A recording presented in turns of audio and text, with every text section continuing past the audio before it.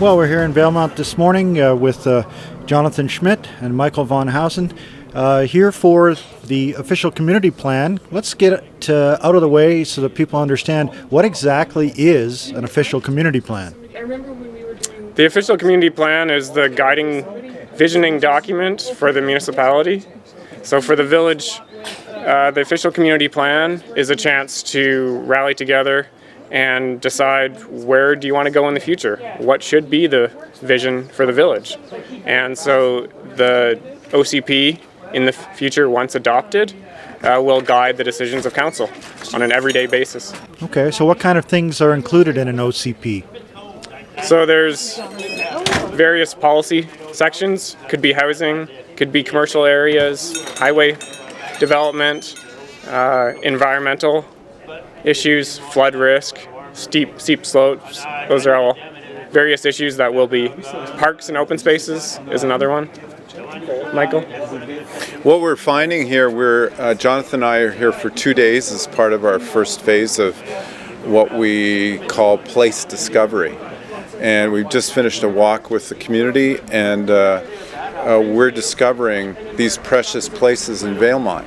And that's also part of the OCP and the vision. We want to create a place-based plan that reflects the values of people, the community of Valemount. So it's not our plan, it's your plan. We had a workshop with council last night, and it was very constructive. All sorts of ideas. We explored also the aspect of creating a more functional OCP, one that you can read, understand, and it informs your own property vision, individual properties, and also as a community. Okay, so if I'm an average citizen, what does the OCP mean to me? Give me an example of how I would be affected by that. So housing affordability and availability is a huge issue in Valemount, and the OCP is also linked with the zoning bylaw, which is a tagged-on project. It's a joint zoning bylaw and OCP project, and those two documents guide and regulate how housing is developed, what you can do on your property for housing, whether you're allowed to do a secondary suite, whether you're allowed to do a coach house, a laneway house, whether a single-family property perhaps in the future could also have a duplex instead. So the OCP and the zoning bylaw combined create opportunities for development and affordability for housing specifically. So that's one of the very pragmatic ways of how it affects people's everyday life. The other dimension that could be valuable to every community member is how we move around. How can we actually connect the mountain trails with trails through the village? Connect the marsh to the mountain, the marsh to the center of town, and those to your front door. So if we develop a program, a trail at every door, in other words, within 5 minutes, you're on a trail or a pathway. We talk about accessibility for those people who are physically challenged, seniors in the community. There has to be accessible pathways that are safe for them, summer and winter. So that then moves to an idea called Park Once. In other words, when you're here, you can walk in your community. It's easily accessible, and you can get to all your services. The IGA, or as we're here at the gathering place, really commune with your neighbors by walking rather than driving. Right.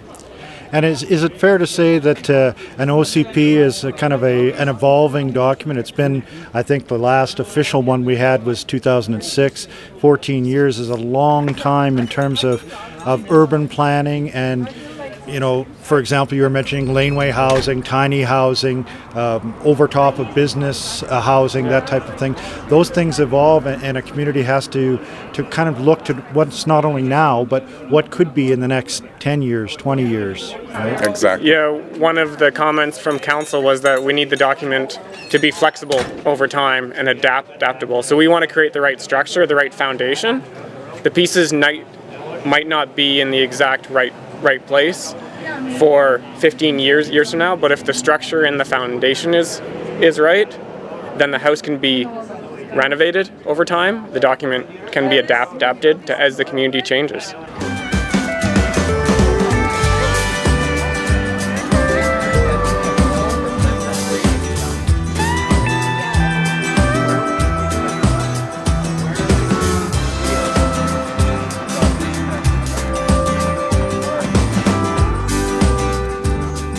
And what did you discover in your short walk today with, you had 3 members of council with you today and some members of the public. What did you discover? What kind of things? Well, there's a couple of things that stand out for me. One of them is all these parcels of opportunity.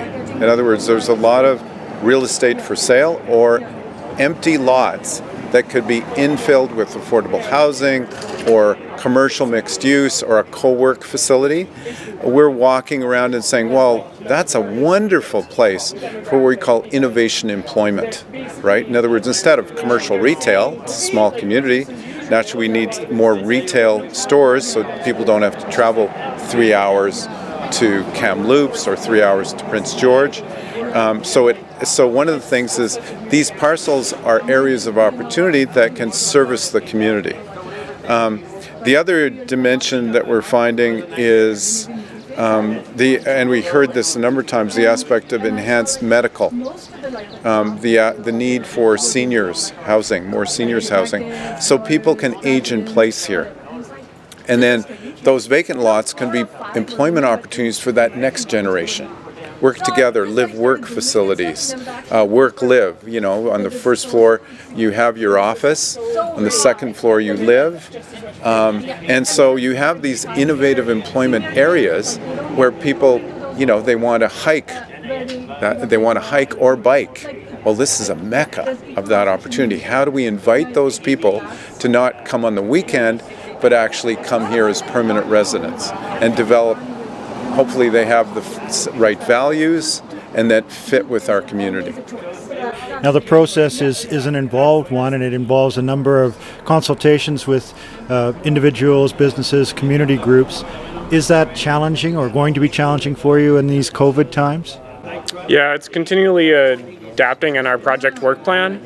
We have a long list of COVID-friendly community engagement activities that we're planning to implement as needed.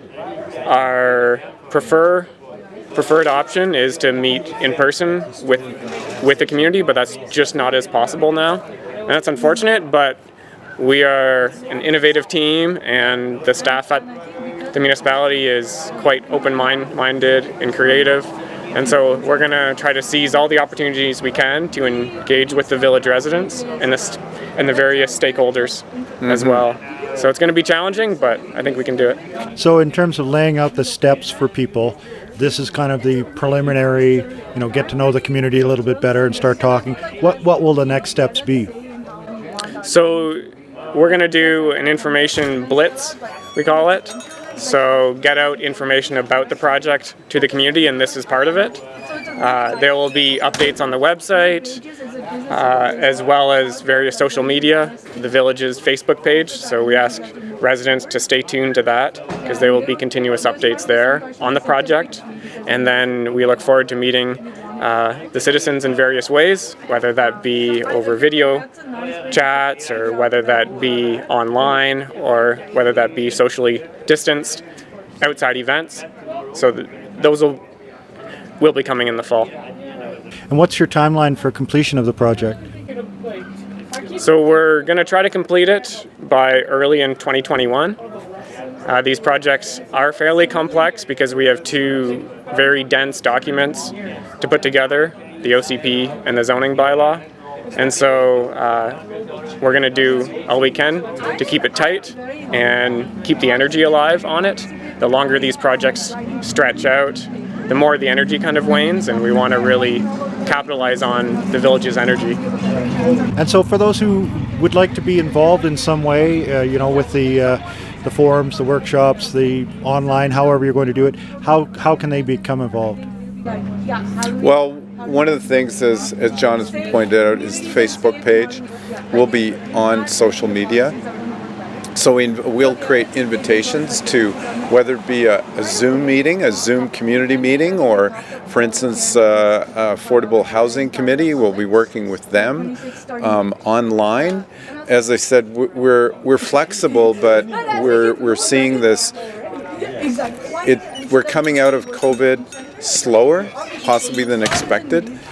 So we want to manage this as an opportunity to invite the community online and have all sorts of meetings that fit also their agenda, not our agenda, because they might be interested in trails or affordable housing or seniors.